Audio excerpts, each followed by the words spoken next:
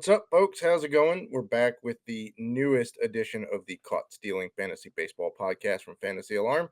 As you can tell, Colby's not here today. He's on a little vacay. Surprise! So we gave him the time off. He volunteered. He said he could do it from his hotel room, but hotel Wi-Fi, a little sketchy. So we have the super sub, James Grande, in. How's it going there, Grande? It's going good. Appreciate super sub. I'm basically like if there's a double header, I'm the 26th man. There you go. So appreciate you having me on. Should be fun. First of the year. Last year I was definitely on. I mean, Colby had like you can't even count how many vacations last year, so I was on far more frequently. But like, I think his bosses must have caught on to how many vacations he was taking, because this is the first time I've gotten called up so far this year. So happy to be here. I'm ready to play. Dude, I've been throwing all these innings in AAA, and like, dude, I got a sub-3 ERA, and I'm not getting the call. Like, what's going on? And you're like Heston Kjerstad. You're crushing AAA pitching. You get the call up. You get 17 at bats in 17 games and go back down. Yep, and then just go right back down. So happy to be here, and hope Colby's having a good vacation. Let's get into some baseball.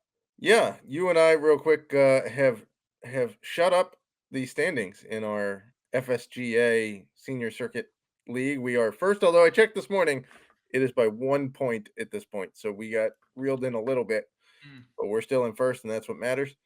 Working the waiver wire helps. We'll talk about some waiver wire pickups. We'll talk about some streaming options later. But first, we have some injury news out of the Bay here. We've got two guys. One, Jorge Soler had to be removed from batting practice from hitting himself in the head with a ball. It was tough. Like, you can't even make it up at this point. It's like a scene from Major League. Yes. Where he popped it. Who was it? He popped it up and drops down and does push-ups? Yeah, Willie Mays Hayes. There you go. Soler did not do push-ups. He left with a trainer. There's fear of concussion because he didn't have a helmet on either. First BP session off the IL, or returning from the IL. First time he stepped in the cage since going on the IL. What just terrible luck. Yeah. Also, speaking of terrible luck, Jung Hoo Lee, a few days ago, made a play. His shoulder did not come with him. It is either dislocated or separated. They're not sure yet. He's going for a second opinion, which every time we hear that phrase there, Grande, it's usually not good news, right? No. I mean, they've already said the structural damage was enough to wave the white flag here for Jung Hoo Lee. This is going to be, without knowing anything definitive, this is going to be a very long absence for sure. Yeah, he's certainly going to wind up on the 60-day. Even if he starts out on the 10-day and then you see him move to the 60-day, it doesn't mean anything. It's just a procedural thing to clear a 40-man roster spot. But yeah, it's going to be a long one. Anytime you hear dislocated or separated, there's got to be structural issues that are going to take a while to heal. So that's unfortunate because he was actually providing a decent spark in that Giants offense. A little more pop than I thought he was going to have coming over in the first place, and then specifically in that ballpark. Yes. And he made a lot of money. He got paid a lot of money. So yes, that's not a great initial return on investment thus far. Correct. They have 3 more years with him, I believe. I think it was a 4-year deal. Hopefully his translator doesn't take the time to do what Shohei Ohtani's did. Oh no. That's terrible. That's terrible. He's pleading to more charges. I saw. He owes Shohei a lot of money. Yeah, a lot of money. But Luis Matos, they've called him up. Yep. He's been good so far in his first, week or so of action. Not surprising. He's a former top prospect of theirs. Some of the shine has been knocked off in the last couple of years or so, but he's going to get a long run. So if he's available in your league, there's a guy you can look at. What do you think of the Max Scherzer going to the 60-day IL news? Yeah, I mean, this is kind of sketchy because the reports are the nerve is causing him issues, and it's not something that he's ever dealt with before. And Right. it's typically something that he doesn't know how to deal with because he's tried multiple times since the rehab start to throw, and each time he's been like, "Nope, can't do it. There's tingling in my thumb. My tricep hurts." And even after the injection he got in his neck, it just hasn't made anything better. Like the back is not the issue. It's now just something completely different, and that's obviously a concern when you're talking about a pitcher much later in his career coming off a major injury. Uh, Correct. I mean, this is super concerning. Obviously, in terms of if you were already a Scherzer roster, there's nothing changes on that front. He's just sitting. You're gonna keep him on your IL, but I mean, obviously, if they can't sure this up soon, I mean, who knows if we see him pitch again this year? Nothing reporting, no reporting going on right now seems good because ever since he made his rehab start, everything's gone downhill from there. So we'll see if he gets on the mound. I'm not like sitting here saying he's done for the year, but this is not a good uh returning from major injury, dealing with something else could snowball into something obviously even more severe than what's initially being reported. Right. So I know I just said that, going from the 10-day IL or 15-day in the case of pitchers to the 60-day is typically a procedural move because we also haven't heard if they moved him back to like the start of the season, which wouldn't change his, hey, look, it's mid-May. Isn't he supposed to be back on the mound by now Right. timeline, which we all thought was ludicrous to begin with. Yep. So technically speaking, it doesn't change his timeline there. Right. But you brought up it's unrelated to what he was originally out with and what he originally went for surgery for Yep. in the off season that we were all, by the way, caught off guard with in the first place. Um, but let me ask you this: if you are, I guess, regardless of league at this point, keeping in mind Scherzer's what 39, Yep. He's 40, old. I mean, or is old, he still old, 39? old, He's got a old. lot of mileage on that arm. Um, Are you given the rash of injuries this year? Obviously, Jung Hoo Lee just got put on there. There's a bunch of other dudes. We'll talk about another pitcher here in a second.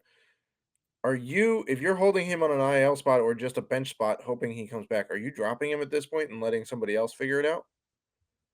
Um, Not unless I have to.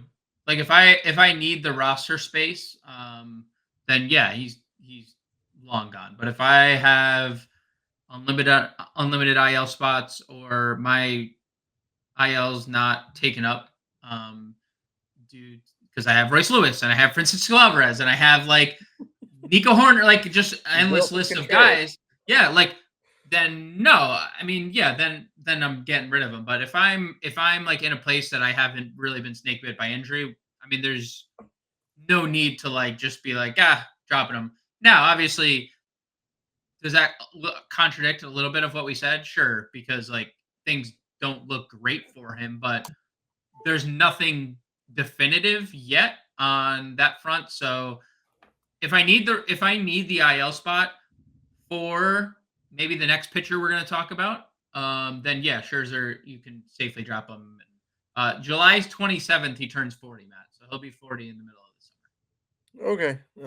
He and DeGrom can throw themselves an IL 40-year-old party. Uh, because DeGrom may not be 40, but his body certainly is acting like a Yeah, 40-year-old. poor guy. Yeah, poor guy. Who has more injuries at this point, DeGrom or Luka Doncic? At this point, Luca. Right now, current form, Luke. I mean, Luca is like his Yeah. whole body is broken. So Yeah, not to change that, but I did find a funny meme where they put up his 2024 playoff injuries, and somebody quoted it with going for a run in your mid 30s because it was yeah, like left knee sprain, right knee yeah, soreness, left Achilles sore, yep, right back. yep. I'm like, yeah, Yeah, they asked him a question. They asked him a question. He's just like, they were like, Luca, what hurts right now? He's like, everything. Uh, yeah, everything. And like, uh, you and I both fathers. Luca, like new father. I can't imagine like how oh, every night, like he's going home, like new dad ish baby, with all Sore. this pain. Oh my god, his his like mental is injured, his physical is injured. So salute to Luca right now. Hopefully he gets better Yeah. mentally and physically over there. Speaking of a guy who's racking up a decent injury list here now, Nick Lodolo is back on the IL. Now, Yes. good news. They hope it's a minimum stay because they Yeah. said it was basically precautionary. Hello, phantom injury, I guess. Yeah. Um, but the fact that it's not related to what he originally started on the IL with, and now it's a soft tissue injury, kind of speaks to maybe his delivery got a little out of whack, trying to protect injured, his already injured arm. Yeah. I, I guess we're hoping it's a minor injury, like a minimum stay, because he looked good when he was on the mound. Yes, he has. 11 strikeouts per nine. His ERA is 3.3. Expected ERA is just above 3. Like everything's looked really good. The walks, career low in walks, career low in home runs per nine. Um, Looks like there's a little bit of luck on his side, and very, very, very, very low BABIP, but everything expected is super solid. I'm gonna treat it as a minor injury and believe what they're telling us, that it's more precautionary than anything else. But you're not wrong when it comes to, I mean, this is the third year in a row, and this is year 3 for Nick Lodolo in the major leagues, and he's made 32 starts. I mean, that's That's a a season. healthy pitcher for a full season, right? That's one Yeah. season's work, and he's made and hey, it's pretty good 32 game sample, but when the 32 game sample is spread out over 3 years, it's definitely a little bit concerning. Um, I think, we treat it as a until the Reds give us a reason to think they're lying, we treat it as minimum stay. He's on our IL, and we move on because he is a big time arm. But I mean, maybe you are right. Maybe this does lead to it's an overcompensation for arm issues, and that's obviously something to watch out. Now it's a groin, so like He could have just stepped wonky just and yanked it. Yeah. yeah, because even like there was no he didn't leave the game. He pitched, he made his start and then had a groin injury, right? So seems like everything will be fine. We'll have to see, but I'm not all too worried here. Just you know, Yeah. obviously something to monitor given his past health concerns. Yeah, not to mention like groins and soft tissue injuries can be tricky. They can just linger a Sure, little. You can think it's sure. good, um, and then all of a sudden it just tweaks again. Groins, Yeah, hamstrings, forget it. Those quads. I'm dealing with a quads, quad dude. pull. Never pulled a quad before. I went running after my daughter's schoolwork like I don't know 3.5 weeks ago. 6 steps into it, it yanked. I was like, "Oh no, that's a pain I haven't felt before." Still And dealing with then it. Still dealing And then, with it. like, I thought it was great, and then we went to go celebrate a friend's birthday yesterday, and I was like, did some No. bumper cars, and now my quad is hurt again. So, like, Bumper cars. You were yeah, man. bumper. Oh no, Matt! Not the bumper car. Not the bumper car I injury. mean, Oh no. my kids wanted to take me on in a bumper car challenge, so who am I to say no? Is like, True. That's fair. That's the competitive nature in you. Salute. Salute. I hope I hope, despite the injury, you took him out. so obviously not an elite athlete sitting here talking about elite athletes, but I'm just saying they can linger. So something to watch for. Um, so we're gonna switch gears here a little bit. We're gonna go with our second segment here in the show. Little patience or panic. Okay, we're about what 6 weeks into the everybody starting season because Mhm. obviously Dodgers, Padres started a while ago, um, and it's starting to get concerning for some big name guys and lack of performance here. So out of Baltimore, they seem to be everybody in that lineup seems to be hitting when they get the chance. They're calling up bats like every other week now. Except Cedric Mullins hasn't really figured out how to make good contact with baseballs. Let me put it this way: he has homer, like his counting stats are okay. Counting stats are pretty decent. batting average is not. Like, I'm not even sure he's hitting his weight at this point. And the BABIP's not helping. On base percentage isn't great. The walk rate's not there. So how concerned are you with Cedric Mullins in Baltimore? I'm very concerned.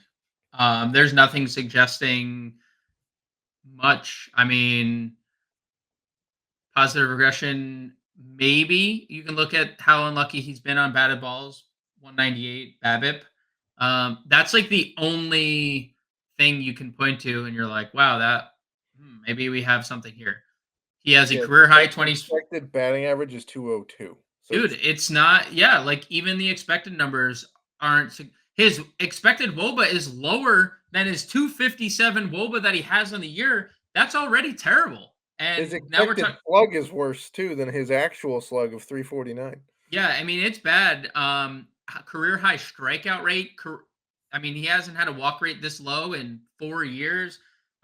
Everything's bad, and I can't imagine like the pressure he feels considering what is around him and like all the talent. Right? It's like we saw Jackson Holiday got called up. He did not perform. He got sent back down. Like there is no shortage in Baltimore of just dudes, right? Like they're Yeah, just dudes everywhere. So like if you're not performing, unless your name is Gunnar Henderson or Adley Rutschman, who they'll let you work through it. Santander, like they'll like all these people, all those guys will like be able to work through it.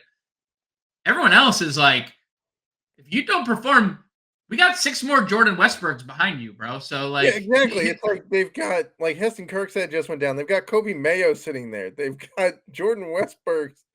Like they've got dudes for days at AAA.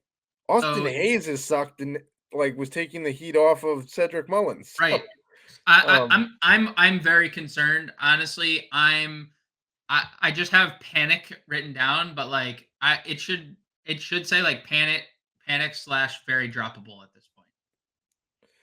yeah, I thought I got a steal on him in my home draft.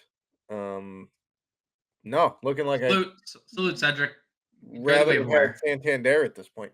Yes. Um, because I had not going to go into details, but I basically had a choice between the two, and I went for Mullins because I wanted the steals versus Santander, and Oh, I chose wrong. yeah. Um, we need apparently more world catastrophes to happen because Nick Castellanos is not hitting very well.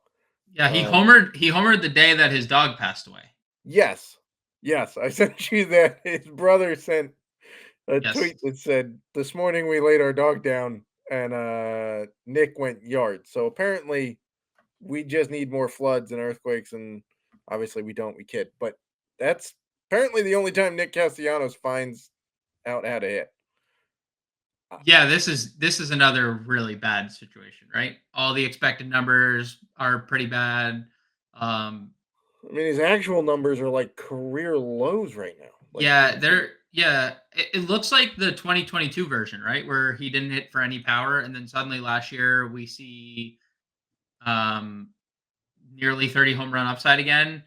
The only thing that like you have a little bit confidence in is like the lineup that he gets to hit in is like he's gonna obviously be the guy that's pitched to with the correct. way that Harper's hitting, Trey Turner, the way that Bryson Stott is like the best player in the game that you and I are benefiting from on our Sure. FSGA team. Like he's going to get pitches to hit because nobody else gets out in that filling lineup. So I guess like that's your one positive in the Castellanos camp right now, where it's like, oh well, dude, he has 9 barrels all year, career like Yeah. 7.4% barrel rate, which is what happened in 22 when he had a terrible season. Like, there's just not a lot to like here with Nick Castellanos. Yeah. The only positives I will point to is that if he keeps this up, he will be on pace for a career high walk rate Sure. at 8 point. And he's dropped his strikeout rate from last year from 27.5 to 24. Granted, it's like less than a third of a season, so smallish sample size. Um, so if you're in an OBP league, the 276 OBP isn't great, but it's also way better than a 206 average. Like, I was gonna say, like, to still get 70 points difference in yeah, OBP is encouraging, the difference but is still not great. nice. Yeah, the difference is nice, but like it's The still actual number doesn't help. 276. It's like if he Yeah, was hitting 276, I'd feel better about it. That's his OBP though. Like right. I'm still very panicky. And another guy I think, is droppable at this point. Yeah. Now the good news is his lack of errors last year. I mean, like he had 0 errors last year. Will continue. I mean, they're going to keep playing him, so he'll have a chance to sort it out. But you're going to need a Sure, ridiculous hot streak for him to sure. get back to the level that we thought he was going to be at. I don't even know what to do with this guy because apparently neither do the Cardinals. Paul Goldschmidt looks totally out of whack. Like the strikeout he had the other night, where he was swinging at something that Javi Baez would swing at and nobody would notice. eh, Could he completely have just lost his ability to hit baseballs at this point? Could have. I think it's. I mean, dude, Uh, for a former MVP, a guy that's been one of the best hitters in baseball for a For decade plus. yeah, Um, when I feel like you can see the signs when he his career strikeout rate is 22%, and he's striking out at a near 33% clip this year, and his walk rate, that's 13%, is down to 9%. And you just like your example was spot on. Like when you get older, like not everybody is going to be LeBron James in sports, right? Like there's just even the best players, a lot of them have very sad endings to their career, which is unfortunate because like you remember the greatness, right? Like nobody talks about Michael Jordan in Washington. no, we Nobody all try to talks black that out because that was Yeah, I terrible. mean, dude, nobody talks about Randy Johnson in a Yankees uniform. Like it's like there's just situations where like we kind of like Goldschmidt was fine last year, but he was the MVP in 2022 and then wasn't anywhere close to that really in last year. I mean, he hit 268. So like the signs were there that like there was Correct. a decline. This is a steep, steep decline. Like this is a drop off a cliff decline. Um, if you own him right now, I mean, you're doing everything in your power to like pitch yourself to somebody like, hey, there's He's still gonna something figure it out. there. But like his ISO is below 100. His Uh, career ISO, by the way, is 223, and his ISO right now is 094. dude, I'm not sold that we're getting anywhere close to even last year's return from Paul Goldschmidt. So, uh, if you cannot get anything from him on the trade market, we're I we're would drop close. him as Yeah, we're such bust. close. We're close, dude. We're super close because um what is he doing for anything? The ratios, like there sometimes when guys are struggling, like this looks like a Joey Gallo stat line, but like sans 6 home runs and 100 points on his OBP and walk rate, right? Like there's you don't even have that to on your side right now. The only So benefit is he's got a better slash line than Nick Castellanos. and you just praised the Castellanos 272 OBP. His is a 291, so, It like, is, it is, and yet his strikeout rate's like 8 percentage points higher than Nick Castellanos. So yeah, I am and the walk rate is higher. I would say the only like difference for me when like why I'm like I'm okay dropping him if you're like I what do we get, because there's nothing suggesting a turnaround here. No, there's nothing. Nothing. I mean, his BABIP is significantly higher than anyone else's either, like that we've talked Right. about. And it's not even like, dude, his BABIP is 100 points higher than his average. Like, there's not even I will give positive regression there. I'll give you 2 reasons why there's probably a little more patience with Paul Goldschmidt. A, he's a former MVP just, like, 2 years Two ago. time, two time. Right, two-time MVP. Secondly, first base is a way shallower position than outfield, Sure, right? sure. So, you have a little bit more limited options there. And thirdly, I think the Cardinals coaching staff may get fired midway through the season because nobody on this team is hitting, nobody on the team is pitching. They Are bad. They're are bad. bad. They were bad last year. Um, so there's that. Maybe you're rooting for a Toronto situation where they clean house because nobody's hitting in Toronto either. But it's not pretty. Now we're gonna go talk about some pitching. And speaking of Toronto, Chris Bassitt, like Yeah. he was just consistent, not elite, not like ace caliber, but certainly SP2 in fantasy, if not a Yep. really high end SP3. This year he's not even close. Like I know he technically starts slow sometimes, but this is way more than a slow start at this point. Yeah, and the concern with Bassett is like he's not a high strikeout guy either. Correct. So like where sometimes you're okay with like slow starts from pitchers when they give you a lot of strikeouts. But less than a strikeout per 9 innings is not someone that you're like necessarily sitting on and waiting. Some of the expected numbers do suggest that he's been a little bit unlucky. 333 BABIP is like not a number that like is going to No. sustain that. I mean, that's crazy unlucky. But and we've talked, doing the DFS show a lot. The same problem for Bassett persists this year than it has his whole career. He can't get lefties out.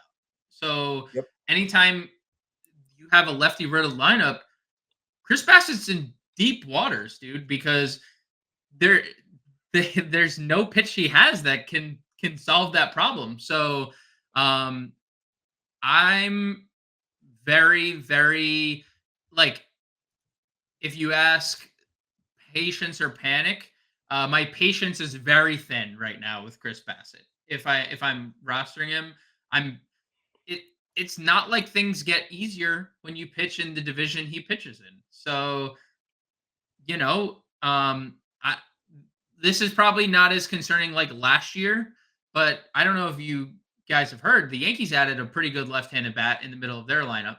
Mhm. And And Rizzo looks to be back, by the way, Rizzo looks like back. Yeah, pre-concussion Rizzo. pre-concussion Rizzo. And like Yeah. obviously Baltimore, right? Like they have two of the better lefties in the American League hitting at the top of their lineup. And And Boston's he, not a slouch of a lineup, Boston and has a good lineup specifically. Tristan Like, Casas is coming back in a month, so, you yeah, know. I mean, I'm very my patience is very, very thin with Chris Bassett. I'm probably still holding, but it's not for too much longer if he can't figure it out. Yeah, speaking to the lefty problem, his WOBA versus lefties this year is 431, his WOBA versus righties is 274. Dude, he cannot. This has And been by the a way, speaking to the BABIP, it's not that big of a difference between lefties and righties.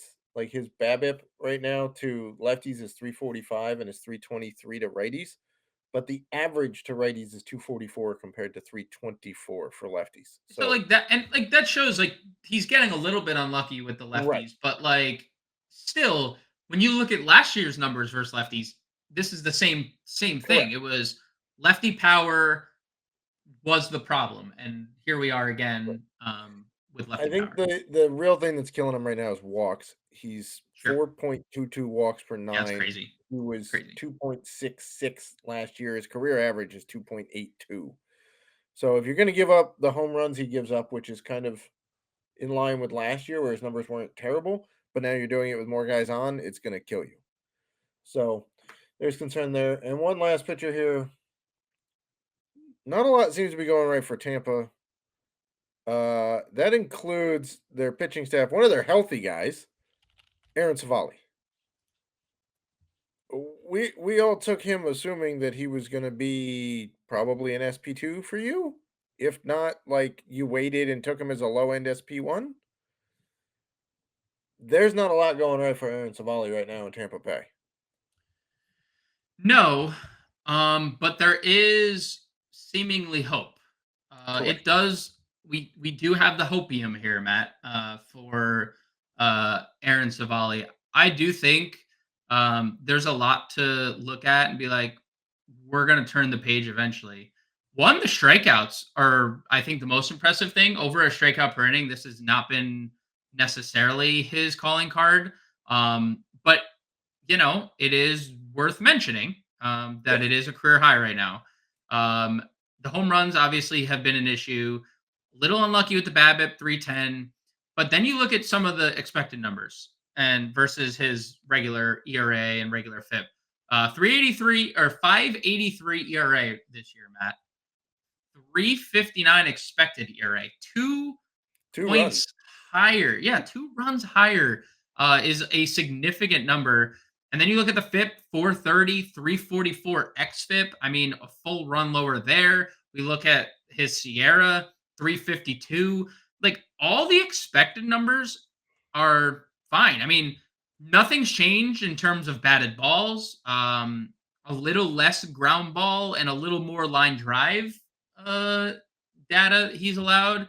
But the hard hit rate's the same. He gets the same amount of soft contact. Like everything looks fine on the expected front. So I do see some positive regression from Savali. So if you do have him, hold him. If you do see him on the waiver wire, potential streaming option for you and or potential pickup if you did lose Nick Lodolo to the IL recently or something. So I do think there is light at the end of the tunnel when it comes to Would you Harrison. try to buy low on him in a trade? Somebody Sure. who's just fed up with him, and Sure. if you need pitching help, say, Yes. "Hey, if he turns it around, then I get all the good stuff, and I don't have to worry about the bad numbers." Dude, especially if he continues to miss bats the way he has, right? Yeah, Especially if we're trading for a guy that's striking out um batters .22. over an inning, over one per inning, and like does I know he also is pitches in obviously the same division as Bassett we just mentioned, but he has a really good pitcher's ballpark behind him when he pitches at home as well. So I like Savali quite a bit as a buy low candidate and waiver wire candidate and hold if you currently roster. Yeah, Savali also gets lefties out at a better clip than Bassett. Yes, yes. Like a It's hard. far It's better. hard to get. It's hard to be worse than Chris Bassitt over the last couple years against lefties. That's true. You really have to try. One last thing here: his home run per five ball rate for Savali is a little elevated, so that's leading to some bad luck there. But yeah, the walks are down, the strikeouts are up.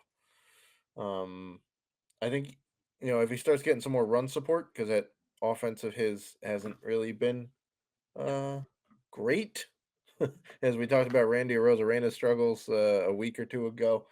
Um, but yeah, that's our patience or panic. We're quite panicked on some of them. We're a little bit more patient on some Yep. of the arms. And then James, lastly here, we're heading into the weekend. Everybody needs some streamers. Everybody needs some waiver help. You and I are going with the same guy, so I'm going to let you say why we picked these guys. Yeah. So we're gonna go on the. We'll start on the mound with Luis Heel of the New York Yankees. He's looked really sharp outside the walks. I think basically coming into the year, everyone knew that Luis Heel had a command issue, but if the command was good enough, then he could be a dude because he throws really hard and he has really good stuff and he misses a lot of bats. Um, basically, both those things have come true. Where Yeah. he's missing a lot of bats, but he also can throw strikes. Uh, almost almost 5.5 walks per nine, but 10 strikeouts per nine as well. So like it's He's like been Nuke LaLoosh and Bull Durham right now. yeah, literally. Five Two five strikeouts, 5 walks, 5 hit batters. He hit the mascot a couple of yeah. times. 2 5 ERA has been great. And he gets a Saturday matchup against the Chicago White Sox. Uh, has won 3 straight starts, Matt. At Tampa Bay, home against Houston, in Baltimore, were his last 3 starts. Each of those 3 starts, six innings, 6 innings, 6 1/3, 0 earned, 1 earned, 0 earned for Lucas Heel or Luis Heel. So uh, And those teams are far better than the White Sox. far better than the White Sox. Just 40% roster in your ESPN leagues. So if Luis Heel is available for the New York Yankees, please run, don't walk, sprint to the waiver wire and pick him up for this weekend. Yeah, and then for the waiver wire, we all need some offensive help. I know I recommended this guy to one of the Fantasy Alarm folks in Discord earlier this week. Who are you going with for the waiver wire? So I'm gonna go non-traditional here. I'm gonna go catcher. I'm gonna go with a catcher, and this is someone that you and I drafted in Yeah. FSGA, and it's really been on the back. Like he had a 3 home run game earlier in the year that really jump started his really slow start. But it's been a lot of power lately. He is currently tied for second in terms of home runs at the catcher position. That's Shea Langoliers, who was known for that. I mean, he is a powerful dude. We've seen a lot of power from him early in his career. Mhm. 9 home runs, just 16% rostered right now on ESPN leagues. And when you look at the last 2 weeks for Shea Langoliers, and this is kind of like you can look at Oakland in general and just say, this is what everyone looks like when you look up and down the Oakland lineup.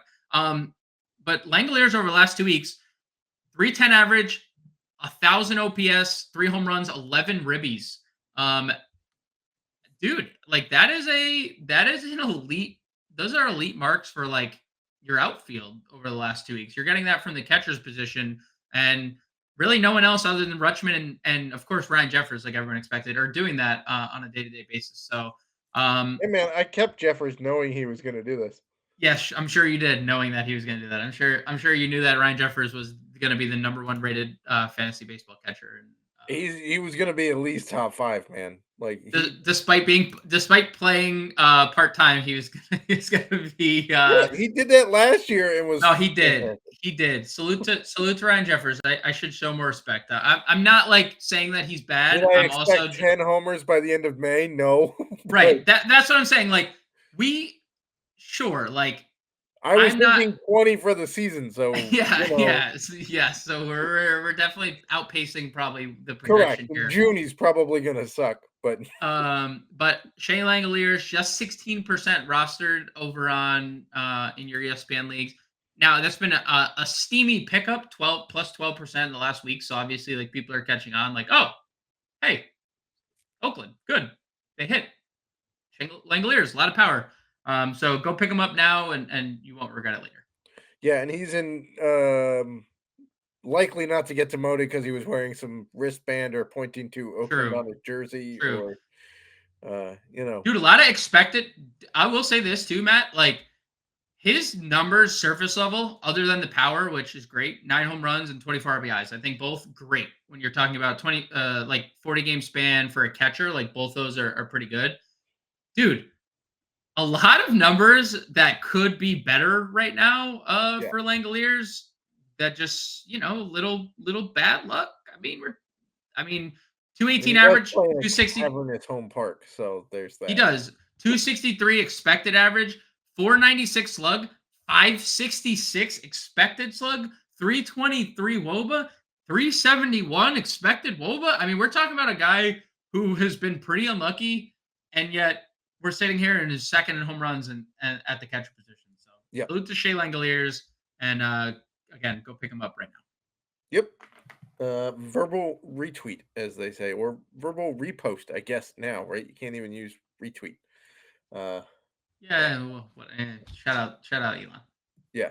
Thanks, Elon. Anyway, that will do it for this edition. Go pick up Luis Heel for this weekend. Go pick up Shea Langoliers. Well, both of them for the rest of the season, basically, until they start to stink, and then we'll give you some new guys.